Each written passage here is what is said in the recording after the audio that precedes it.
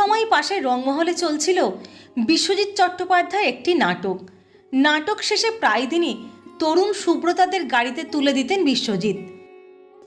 একদিন বিশ্বজিতের গাড়িতে যেতে যেতে সুব্রতার অনুপস্থিতিতে তাকে মনের কথা জানালেন বুড়োদা।